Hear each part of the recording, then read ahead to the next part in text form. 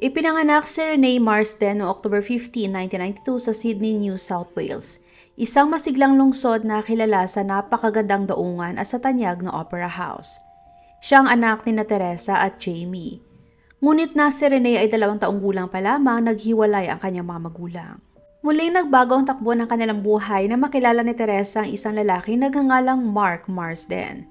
Pagsapit ni Renee sa edad na 6, lumipat na sila ng kanyang ina sa bahay ni Mark.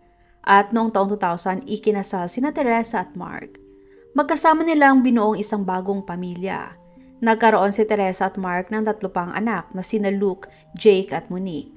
Ang kanilang tahanan ay puno ng pagmamahalan kung saan ay lumaking masaya si Renee na napapalibutan ng init ng isang mapagmahal na pamilya. Pagsapit sa edad na 18, gumawa si Renee ng isang mahalagang desisyon. Formal niyang inampon ang apelidong Marsden, ang apelido ng lalaki nagpalaki at itinuring niyang tunay na ama. Sa puntong yon ng kanyang buhay, si Renee isang masigla at palabirong dalaga, nakilala sa kanyang masayahing ugali, kabaitan at nakakahawang mga ngiti. Inilarawan siya ng mga kaibigan at pamilya bilang isang taong may busilak na puso at palakaibigan, isang taong laging nag-iiwan ng positibong alaala saan man siya magpunta.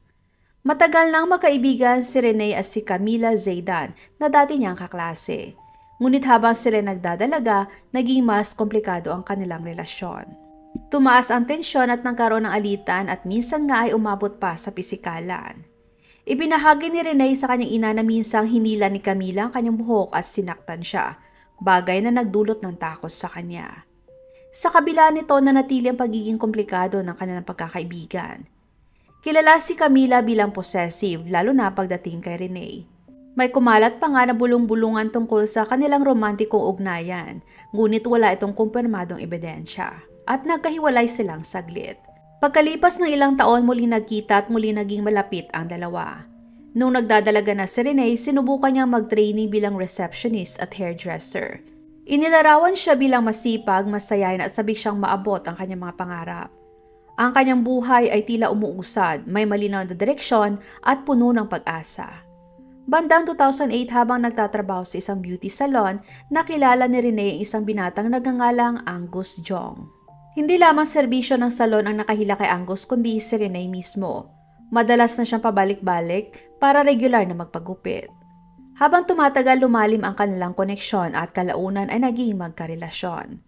Katunayan, gumawa pa ang dalawa ng isang nakasulat na kontrata tungkol sa kanilang magiging kinabukasan. Gusto nila na magkaroon ng 4 na anak at mag-alaga ng isang labrador na aso. Inalala ni Angus sa mga panahong yon bilang pinakamaganda at masayang nangyari sa kanyang buhay. Ngunit noong April 2010, dumaan sa mabigat na dagok ang kanilang relasyon. Natuklasan ni Renee ang ilang text messages na tila nagbabadya ng pagtataksil. Mariing tinanggi ito ni Angus, ngunit dahil sa sakit at pagkawasak ng damdamin, pinili ni Renee na hindi paniwalaan ang mga paliwanag ng kanyang nobyo. Kaya naman, winakasan niya ang kanilang relasyon. Isang desisyon na labis na nagpabigat sa kanyang kalooban. Lumipas ang ilang linggo at kapansin-pansin pa rin ang matinding lungkot ni Renee, hanggang sa dumating ang isang hindi inaasahang pangyayari. Napansin ni Camila ang matinding kalungkutan ng kaibigan at nag-alok ng solusyon. Sinabi niya kay Renee na nais niyang ipakilala ito sa isang lalaki na si Braden Spiteri, 24 years old. Ayon kay Camila, minsan niyang nakarelasyon si Braden, ngunit matagal na sila naghiwalay at nanatili na lamang sila bilang magkaibigan. Ipinakita ni Camila ang isang litrato nila ni Braden at agad namang nagpakita ng interes si Renee. Pagkatapos nito, ibinigay ni Camila ang numero at social media accounts ni Braden. Doon nagsimula ang bagong kabanata ng buhay ni Renee. Isang relasyon na buong-buong itinatag mula sa mga messages na nauwi sa virtual na pagmamahalan. Kahit na hindi pa sila kailanman nagkita ng personal, mabilis na namulaklak ang kanilang pag-iibigan sa online. Ngunit dumating ang trahedya. Ikinuwento ni Braden na nasangkot siya sa isang malagim na aksidente sa motorsiklo kung saan ang kanyang matalik na kaibigan na angkas niya ay namatay. Dagdag pa niya na dahil sa aksidenteng yon, siya ay nahatulan ng 2 taong pagkakakulong. Gayunpaman, iginit ni Braden na dahil mayaman ang kanilang pamilya, nakapagpuslit sila ng cellphone papasok sa kulungan. Dahil dito, nakakapag-text pa rin siya kay Renee ng regular kahit na ipinagbabawal umano ang tawag at dalaw. Ayon sa kanya, kusa niyang isinuko ang karapatan sa dalaw kapalit ng mas magaan na sentensya. Kaya kahit hindi pa niya narinig ang boses ni Brayden o nakita ito ng personal, kumapit siya sa digital na samahan na siya nag-ahon sa kanya mula sa pagkawasak na puso. Noong 2011 sa wakas ay inamin ni Renee sa kanyang ina na si Teresa ang tungkol sa relasyon nila ni Brayden. Bagamat nag-aalala si Teresa na nakikipagrelasyon ng anak niya sa isang lalaking sinasabing nakakulong, nawala ang kanyang pangamba na makita niyang tunay na masaya si Renee. Nakahanap si Teresa ng dahilan para suportahan ang relasyon ng anak dahil nakikita niya nagliliwanag ang mukha ni Renee sa tuwing binabanggit niya si Brayden, kahit pa sinasabi ng kanyang kutob na may mali. Ngunit mabilis na nasubok ang suporta niyang yon. Isang araw nag-message si Teresa kay Renee sa social media, ngunit laking gulat niya nang hindi ang anak niya ang sumagot kundi si Brayden. Nakaramdam siya ng kaba at pagkailang. Kaya't mariin niyang sinagot na hindi siya interesado makipag-usap kay Brayden kundi kay Renee mismo. Doon niya nalaman na binigyan pala ni Renee ng buong access si Brayden sa kanyang personal na account. Nagsimula magtaas ng red flags ang sitwasyong ito. Lalong tumindi ang tensyon nang ilike ni Teresa isang larawan ni Angus, ang ex-boyfriend ni Renee sa social media. Agad na nagpadala si Brayden ng mga mensaheng puno ng paratang, kwini-question ang katapatan ni Renee, at sinasabing isang masamang ina si Teresa dahil pinapanatili pa rin niya ang virtual na kaugnayan kay Angus. Tumagal ng halos 18 months ang relasyon ni Renee at Brayden. Sa panahong yon, lalo pang lumalim at tumibay ang kanilang koneksyon. Agad sila nagplano na magpakasal kapag nakalabas na siya sa kulungan.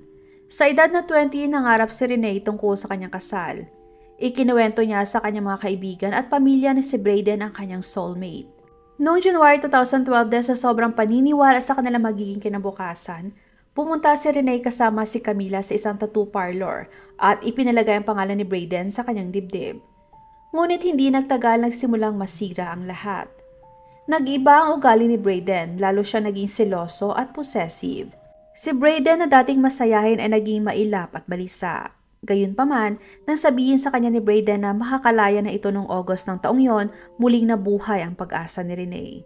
Subalit nang dumating ang petsa na sinabi nito at hindi siya nakalaya, labis na nadurog si Renee. Ayon sa isang malapit na kakilala, sobrang bigat na kanyang dinadala na sinubukan pa raw niyang kitilin ang sariling buhay sa pamamagitan ng pag-inom ng maraming gamot.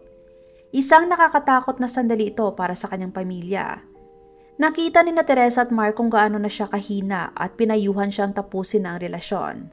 Sa huli, pumayag si Renee. Nagdesisyon siyang talikuran si Brayden at muling buuin ang kanyang buhay. Makalipas ang ilang panahon, nagsimula siya makipag-date sa isang katrabaho na nagngangalang Ian, isang lalaki na 12 years ang tanda sa kanya. Maganda na sana ang takbo ng kanilang relasyon, ngunit muling bumalik ang presensya ni Brayden. Nakatanggap si Ian ng mga pagbabanta mula sa kanya at hindi niya ito kinaya.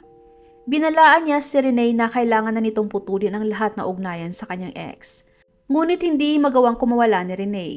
Naniniwala pa rin siya ni si Brayden ang lalaki na para sa kanya. Kaya tinapos niya ang relasyon kay Ian at muling pinili na manatiling konektado kay Brayden. Umaga na August 5, 2013, tila normal naman ang lahat. Bumangon si Renee, ginawa ang kanyang nakasanayang gawain at pumasok sa trabaho.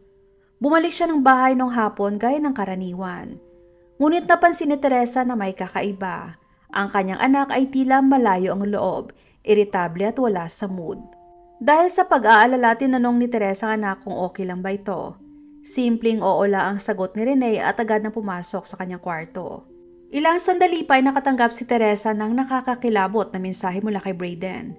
Sinabi nito na bantayan niya ang kanyang anak dahil nagbantaro si Renee na sakta ng sarili. Agad na nagmamadali si Teresa papunta sa kwarto ng anak. Ipinakita niya ang mensahe at inamin naman ni Renee na totoo nga yun, pero sinabi niya na huwag mag-alala. Idinagdag pa niya na tapos na raw sila ni Brayden. Kinagabihan muli na namang sinilip ni Teresa ang anak at nadata niya si Renee na nag-aayos at nagme-makeup. Sinabi ni Renee na lalabas daw siya para mag-dinner kasama ang mga kaibigan sa trabaho upang makapaglibang at malinawan ang isip. Bagamat may kaba si Teresa, pinayagan niya ang anak. Ngunit ang sumunod na nangyari ay tuluyang bumasag sa kanyang mundo. Bandang alas 5 ng hapon, nakatanggap si Teresa ng mensahe mula kay Renee. Isang mensaheng walang magulang ang dapat makatanggap. Sinabi ng kanyang anak na mahal niya ito, humingi ng tawad at inamin na hindi na siya masaya. Agad na kinabahan si Teresa. Tinawagan niya ng paulit-ulit ang anak ngunit hindi ito sumagot. Sa matinding pag-aalala, nagtungo siya sa bahay ng isa sa pinakamalapit na kaibigan ni Rene at ipinakita ang mensahe. Iminungkay ng kaibigan na agad silang tumawag sa mga pulis. Hindi na nag-atubili si Teresa. Agad na ipinagbigay alam niya sa mga otoridad ang sitwasyon at nagsimulang itrack ang cellphone ni Rene upang matagpuan ito. Pagsapit ng gabi, wala pa ring balita. Hindi na matiis ni Teresa ang katahimikan. Sa pag-asang may sagot, tinawagan niya si Camila, baka sakaling may alam ito. Inamin ni Camila na nakatanggap din siya ng kakaibang mensahe mula kay Rene. Nakasa doon na mahal niya ito at humihingi ito ng tawad. Nang tanungin ni Camila kung ano ang nangyayari, sinabi ni Teresa na hindi umuwi si Rene at nawawala ito. Sumagot si Camila na hahanapin niya ang kaibigan. Kasama ang kanyang ina, pinuntahan nila si Teresa at sabay-sabay sila naghahanap sa mga lugar na posibleng pinuntahan ni Rene. Ngunit lahat ng pinuntahan nila ay walang Rene. Makalipas ng ilang oras, bandang alas 9 ng gabi, tumawag ang mga pulis at nagbigay ng update. Natagpuan nila ang sasakyan ni Rene na nakaparada malapit sa isang bangin sa Sydney. Agad na nagtungo roon sina Teresa at Mark. Pagdating nila ay tinawag nila ang pangalan ni Rene at pilit na umaasang may sagot silang maririnig. 2 oras nilang hinalughog ang paligid, umaasang baka naroon pa si Rene. Ngunit nang hindi nila ito makita, napilitan sila na umuwi na lamang. Pagsikat ng araw noong August 6, bumalik sila sa gilid ng bangin, determinado na hanapin ang kanilang anak. Doon na may napansin si Teresa na nakakapangilabot, isang pares ng sapatos na iniwan malapit sa gilid ng bangin. Walang duda, pag-aari yon ng kanyang anak. Yumuko siya at pinulot ang mga ito, halos maiyak sa bigat ng emosyon. Ngunit bago pa tuluyang maunawaan ang nangyari, isang pulis ang lumapit. Kinuha ang sapatos mula sa kanyang mga kamay, ibinalik sa kinalalagyan nito at hiniling kay Teresa na lumayo muna sa lugar. Sa puntong yon, kumbinsido ng mga otoridad na may nangyari. Naniniwala sila na winakasan ni Rene ang kanyang buhay doon mismo, tulad ng iba pang mga taong nauna nang gumawa ng kaparehong trahedya. Kilala ang bangin na yon sa mga ganitong pangyayari. Maingat na hinikayat ng mga pulis sa mag-asawang Marsden na umuwi. Ipinaliwanag na naniniwala silang gumawa si Rene na isang permanenteng desisyon. Walang katawanan na natagpuan, ngunit may nakuha ang isang surveillance camera malapit sa lugar na tila nagpatibay ng teorya. Sa video, makikita ang papalapit si Rene sa bakod sa gilid ng bangin. Tumawid siya rito, dahan-dahang naglalakad papunta sa gilid at saka umatras. Lumilitaw na nagpadala siya ng ilang mensahe gamit ang kanyang telepono. Itinapon ito sa malayo at muling naglakad papunta sa gilid hanggang sa tuluyan siyang mawala sa view. Isang napakasakit na revelasyon na hindi matanggap ng kanyang pamilya. Dahil dito, labis na nagdadalamhati at naghahanap ng kasagutan sina Teresa at Mark at itinuro nila ang isang tao bilang may sala, si Braden. Nagpadala sila ng mensahe kay Braden. Sinabi sa kanya na siyang responsable sa pasakit at matinding kalungkutan na dumurog sa kanilang anak. Ngunit hindi siya kailanman sumagot. Dahil wala na ibang mapuntahan, lumapit sila sa tanging taong tunay na nakakakilala kay Braden, si Camila. Nang tanungin siya, kakaibang naging tugon ni Camila. Sinabi niya nagdurusa rin si Braden. Nakapagtataka yon para kay Teresa at hindi siya naniniwala. At paano niya nalaman? Ayon kay Camila, tumawag daw si Braden sa kanya. Ngunit tila hindi tugma at hindi ka panipaniwala ang kanyang kwento. Nang hilingin ni Teresa na ibigay sa mga pulis ang numero ng telepono, biglang nag-iba ang ugali ni Camila. Nainis siya at nagsimula magsabi ng mga kakaibang bagay. At sa isang nakakagulat na pagliko ng sitwasyon, siya pang nagbintang at sinabi niyang si Rene ang naging marahas at mapanlin lang at siya raw ang totoong biktima. Giit pa niya na matagal nang dapat nagkaroon ng tulong sa pag-iisip ang anak ni Teresa. Samantalang ipinagpatuloy ng mga pulis ang kanilang investigasyon. Nawala ang cellphone ni Rene dahil itinapon niya ito sa dagat nung araw na yon. Ngunit sa loob ng nakaparada niyang sasakyan, may natagpuan silang iba. Kasama ng mga litrato ni Braden, natagpuan din nila ang dating cellphone ni Rene, na pinalitan niya ilang buwan bago siya mawala. Ibinigay ito ng mga pulis sa kanyang mga magulang kasama ng iba pa niyang gamit. Hindi alam na ito palang magiging susi sa paglutas ng lahat.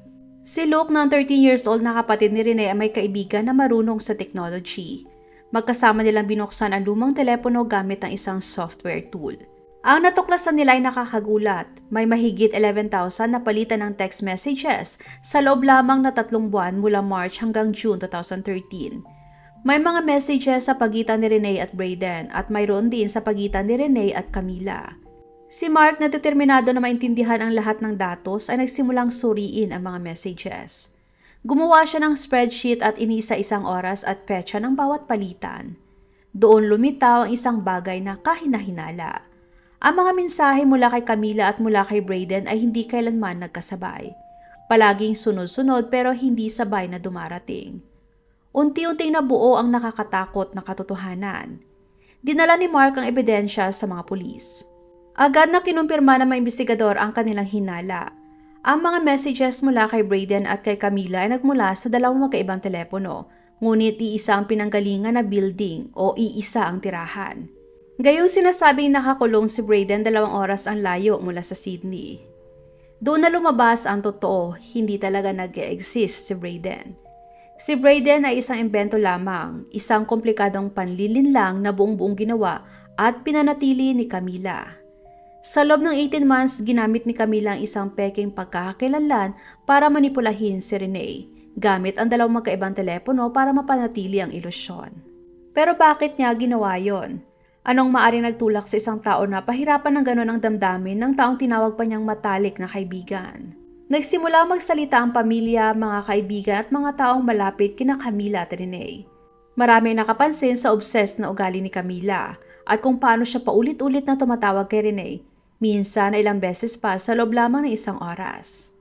Sa mga buwan bago siya mawala, nagsimula nang lumayo si Renee kay Camila. Ikinuwento niya kay Teresa na pagod na siya sa emosyonal na manipulasyon at sa palaging pagkontrol na ginagawa ni Camila. Kaya napagpasya niya ang tapusin ang kanilang pagkakaibigan. Ang huling hakbang ay maaring paghihiganti ni Camila. Noong August 5, 2013, mismong araw na nawala si Renee, nagpadala si Camila ng huling message at nagkukunwaring si Brayden. Maikli lamang ang mensahe ngunit napakasakit. Sinabi niya na tapos na ang kanilang relasyon. Nabigla si Renee sa natanggap na mensahe mula sa di umano'y kay Brayden at hindi rin ito sinasagot ang kanyang mga messages. Gusto niya ng paliwanag, bakit nagdesisyon si Brayden na agad na silang maghiwalay. Kaya nagdesisyon si Renee na tumawag sa kulungan kung saan niya inakalang nakakulong ang kanyang nobyo. Ngunit gaya ng inaasahan, walang record ng kahit sinong preso na nagangalang Brayden. Walang ganoong pangalan sa kanilang system. Habang pinagsasama-sama ng pamilya Marsden at ng mga pulis ang mga pangyayari, muling bumalik ang atensyon nila kay Camila. Nang una siyang harapin, tinanggi niya ang anumang kinalaman. Ngunit dahil sa dami ng ebidensyang digital, ang mga log ng mensahe, mga tala ng tawag at ang mga surveillance footage, kaya unti-unti na itong humahabol sa kanya. Pero gumawa si Camila ng mga hakbang para pagtakpan ang kanyang mga butas. Sinira niya ang cellphone at SIM card na ginamit niya para magpanggap bilang si Brayden. Kaya halos imposibleng mabawi ang mahalagang pag-uusap, lalo na yung mga naganap sa araw na tinapos ni Renee ang kanyang buhay. Sa kabila ng mga hadlang sa technology, nakarating pa rin ang mga otoridad sa isang nakakatakot na konklusyon. Si Camila ang nangmanipula at nang abuso sa isipan ni Renee sa pamamagitan ng paglikha at pagpapanatili ng isang peking katauhan sa mahabang panahon, isang gawain na ngayon ay kilala bilang catfishing. Ngunit nung panahong yon sa Australia, wala pang batas na tumutukoy o nagkakaso sa ganitong uri ng panlilinlang. Dahil hindi niya pinirahan o inextort si Renee, hindi siya pwedeng kasuhan ng formal ng mga piskal. Isa itong matinding dagok para sa pamilya Marsden na hindi matanggap na may taong kayang sirain ang buhay ng kanilang anak at nakakalakad lang ng malaya. Nagsimula sina Mark at Teresa na magkampanya para muling buksan ang kaso. Pagkalipas ng 7 taon ng paghihirap, nagbunga rin ang kanilang pagpupursige. Noong 2020, pumayag ang mga otoridad na magsagawa ng formal na forensic inquest. Binigyan si Camila ng immunity kapalit ng katotohanan, ngunit nanatili siyang malamig, walang pakialam at hindi natitinag. Inamin niya na nagpanggap siyang si Brayden pero iginit niyang isa lang daw itong karakter na sabay nila nilikha ni Renee, isang imbentong nobyo na para raw sa kanilang dalawa. Sa inquest, ipinakita ng mga investigador ang unang mensahe na natanggap ni Renee noong August 5, ang mensahe na nagtapos sa relasyon. Ayon sa mga forensic expert, ang mensahe na iyon na ipinadala gamit ang pangalan ni Brayden ang malamang naging huling emosyonal na dagok na nagtulak kay Rene na gawin ang kanyang malagim na desisyon. Pagkatapos ay lumabas ang isang nakakakilabot na bahagi ng nakaraan. Binasa sa korte ang isang email nung panahon ng pag-aaral na isinulat ni Camila para kay Rene. Sinabi niya na sobra siyang umiibig at hahabulin niya si Rene kung sakaling subukan nitong umalis. Ipinakita ng email ang isang nakakatindig balahibong larawan ng emosyonal na pagkontrol na nagsimula pa bago pa man ang catfishing. Sa kabila ng pagkilala ng korte sa matinding pinsalang idinulot ni Camila, napagpasya nilang sa ilalim ng umiiral na batas, hindi siya maaaring kasuhan. Ang kanyang ginawa bagamat malupit at mapang-abuso ay hindi pasok sa anumang tiyak na krimen ayon sa nakasulat sa batas sa Australia noon. Nagdulot ng matinding galit ang naging resulta ng kaso, hindi lang mula sa pamilya ni Rene, kundi pati na rin sa publiko na sumusubaybay dito. Natuklasan rin na si Camila ay nakapag-asawa na, nagkaroon ng mga anak, binagong itsura at patuloy na naninirahan malapit sa kanila. Minsan pa nga'y nakakasalubong ni na Mark at Teresa sa mga supermarket at pampublikong lugar na para bang walang nangyari. Ang kwento ni Rene hindi lamang tungkol sa panlinin lang.